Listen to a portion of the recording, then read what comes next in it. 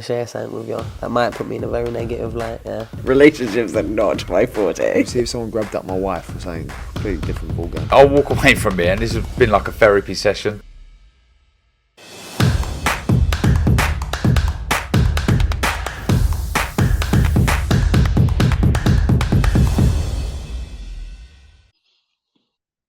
Andrew McCART, IFL TV, proudly sponsored by Everlast. I'm delighted as always to be joined by the big man, David Jamieson. David, what's that? You got paint on your fleece there? You back to work? Paint, silicon, all of the above. Aye, no, listen, as I say, I'm not one of these full-time professionals. I'm still out here on the tools grafting away, Andy, so aye. Good man, good man. Listen, respect the beard as well, man. That's a badass beard as well, man. I love it. Aye, it's getting there, mate. It's getting there. My mum's not saying that, but my mum wants me to shave it off.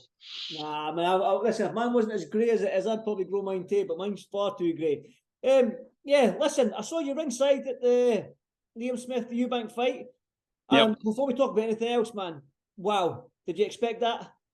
I know, mate. Honestly, I had, regardless of the outcome, I had it going to points either way. But I mean, what an atmosphere in there. I mean, I remember back sort of Ricky Burns nights in the SECC, and I thought that was a serious atmosphere. Didn't touch that at the weekend. That was just incredible to experience that. I mean, obviously, I think with the ring walks, you talked about the atmosphere, but both the ring walks got the crowd going, and then. Obviously, the whole general consensus, the whole fight week for me when I was down there was what you just said there, was either a points win for Liam or a points win to Chris. So to win in the fourth round in that fashion, I think took nearly everybody, but 99.9% of people by surprise. Yeah, no, absolutely. But fair play to Liam, because he did say it in the build-up, and he is. I'm an advocate of this myself. You put those 10-ounce gloves on and you touch somebody in the right bit and they're gone. It doesn't matter who you are. Whether you've got a great chin, a good chin, this and that, it doesn't matter. You put the wee gloves on, you touch somebody in the right spot, boom, they're gone. It doesn't matter who you are. Yeah, definitely. Well, obviously, you're back on the tools, but I'm sure you want to get back to the real work, which is boxing. Yeah. Obviously, the last time out, you injured your jaw. Everything's sweet. You're back punching, you're back sparring, all the rest of it. Yeah, everything's been bang on. To probably start back sparring, if not this week, next week. But that's me past my sort of 10 weeks for contact and things. So I was in at the Queen Elizabeth. I got a scan, the X-ray. Everything's exactly where it needs to be. It just still feels a bit strange, but that's just all the scar tissue and things like that in it. But no, we're good to go. David, do you ever kick yourself? Well, maybe not much kick yourself, but do you ever is there any regret now that you've took the Mikel Lowell fight both times on such short notice? Because you should be, in the back of your mind, you're not thinking, I've only had a 10-week camp. I know.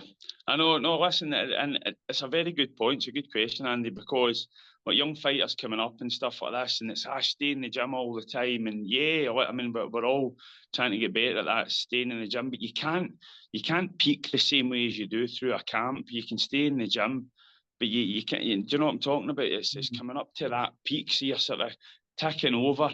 And when the opportunities come up, you need to take them regardless of where you are. I mean, I might not ever get that chance again at a British title, regardless, how far up the rankings I am and stuff. So, yes, I could have knocked it back and waited for the ideal opportunity. But these things often don't come when you come up the way that I have, and it's, you're a sell to fight boxer. You need to put bums in seats and sell tickets to pay for your opponents. When you're coming up that way, you need to take your opportunities. It's different when you're turning pro off the gold medal and all that sort of stuff.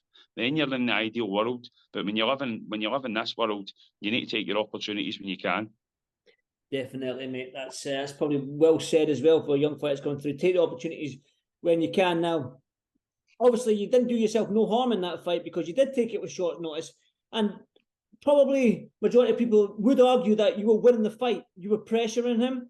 And then obviously, I don't like to say lucky shots in boxing because I don't think any shot's a lucky shot, because if you throw it, you mean it. And he landed that great shot on the jaw. But yeah, you've done yourself no harm, and Sky seemed happy with you.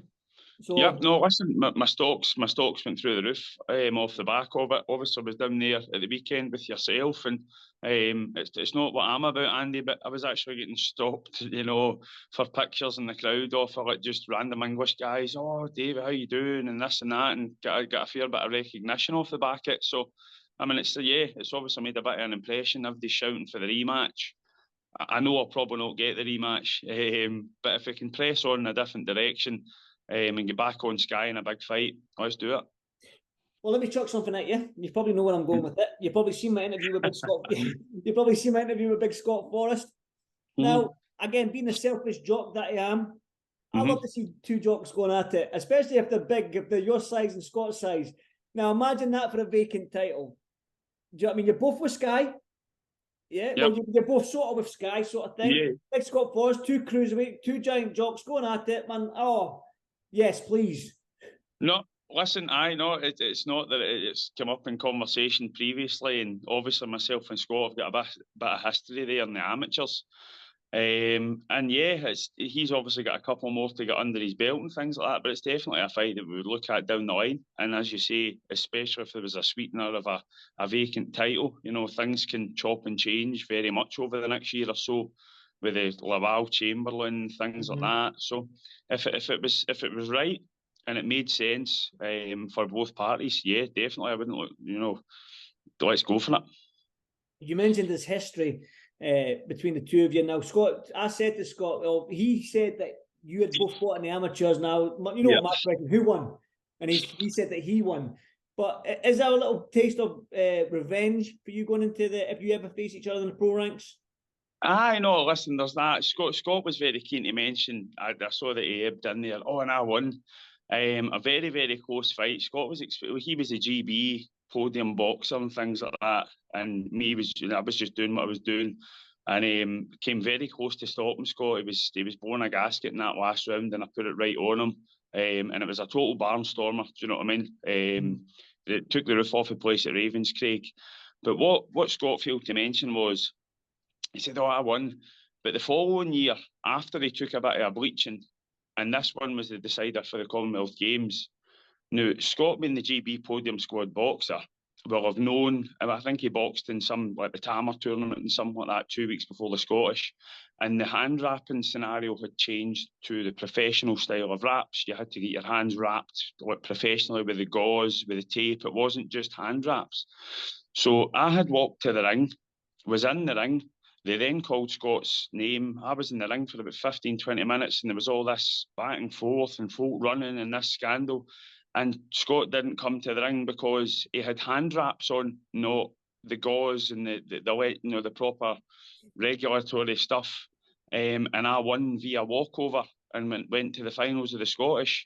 So I've never been an advocate of saying all this and that, but take from that what you want. Scott's team will have absolutely known he was a GB podium squad boxer, that he had to have his hands professionally wrapped, not just training hand wraps. I think that they knew because of what happened the year before, and then he was coming into this fight. This was a serious banana skin because I was right up for it, and it was a case of getting revenge. So take for that what you want, if you know what I mean. I'm not into all the sort of whispers and the stories, but he won the first one, but I won the second one via walkover because he didn't come to the ring. So he failed to mention that. Oh, I've stirred up some shit without even trying to stir up some shit. Aye. Well, this one, obviously, like I said to you, I'm selfish when it comes to me seeing two Scottish guys going at it, man. I love it. I love the fight. Like Lee McGregor, Cash for it comes to mind. Look what happened in that fight. We were unlucky with Cash retiring so early, and obviously for health reasons, and we didn't get to see the rematch because I thought that would have been amazing. But when you get two Scottish guys going at it, it seldom happens. But when it does, you can expect fireworks. Now, especially when you get two big guys that can hit and come forward and throw punches in bunches. Man, this has just got nothing but war written all over it for me. Big time. I mean, if you ask MD that was in Ravenscraig that day that we did get in the ring, I mean, it was everybody will remember that. I left a mark on everybody. But no, definitely, because I think periodically over the years, like some of the great Scottish dust-ups, you mentioned like McGregor, Farouk, it's always been notoriously at the smaller weights, isn't it? Like Scottish guys have always produced smaller guys, but here we've got two big boys that are eating their vegetables a couple of years on, do you know what I mean? So no, it was definitely something we would look at. I mean, how much do you want it?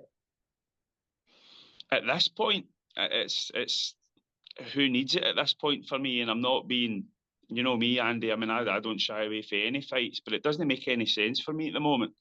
I'm looking to press back into the top 10 and push on for titles, and it just doesn't make sense. Scott, how many fights has Scott had at the moment? 5, I think. Six. Right. So I'm into the double figures, and the IBO, albeit a minor title, that's there. Having just fought for the British, really made a good cause for winning it. Apart from the injury. So I'm really looking. You hear fighters say it all the time, I'm looking forward, I'm not looking back. And at the moment, it doesn't make any sense for me to fight Scott. Fast forward a year down the line, the British title's vacant. We've both done our thing. Let's go. Well, that's what I was going to say. Does it need to have you mentioned there, you're not looking back, and it doesn't really, just fighting Scott doesn't really do anything for you. But if the British was vacant, Sky liked the fight, Boxer liked the fight, two Scottish guys going for the British title, I mean, that would make sense to you then? Yeah, definitely. Well, I think I'm back out at the end of March on one of Sam's shows. Gets me back, decent level opponent, some international lad, gets me back with a win. And then off the back of that, I'm always looking for the stoppage, Andy, but stop my opponent at the end of March, and then I'm sitting at 13th in Britain. I don't look too much into box rec. It moves in mysterious ways at times. They do a point system, it's quite up and down. But if that breaks me back into the top 10, I'm looking to press on for titles. So, but give it a year. Let Scott get some more experience and things like that. And listen, let's look at it. Let's get it on a big show in the Hydro. Oh, that's I mean, that's music to my ears, then, Big Davy boy. Well, let's talk. You said there you're ranked 13th in box rank, but that's just testament to how deep this cruiserweight division is domestically. Yeah. I mean, you had Reactpor fighting Glalnacki as well on Saturday night, and you had big Jack Massey taking on Joseph Parker as well, who's coming back down to cruiserweight, I believe. So, I mean, right now that cruiserweight division, obviously people know about Chris Billum-Smith, they know about Foley, they know about all these guys. So again, it's just testament to how stacked and how dangerous the division is. Yep. No, definitely. I mean, the last two you just referred to, obviously, Billum-Smith and Coley. I know, but I mean, these guys are borderline into the stratosphere now. They're really going to be pressing on to seriously bigger things. But just where you mentioned them there, I mean, hats off to Jack Massey at the weekend. I was ringside there. And he was brilliant. Jack Massey was tremendous. I don't think Parker was at his best, but let's not take anything away from Massey.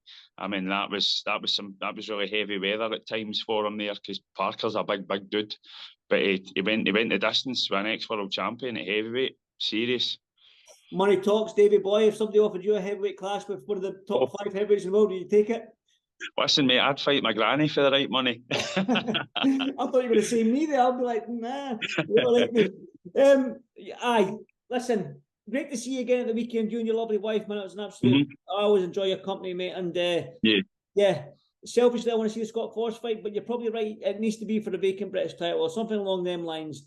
Get up here. But listen, keep training hard, big man. Get back to that silicone and that paint, and whatever it is you're doing, and I'll speak to you soon, brother. Brilliant, mate. Thanks for speaking to us, Andy. Cheers, mate. Anytime, mate. Cheers, David. Brilliant. Right.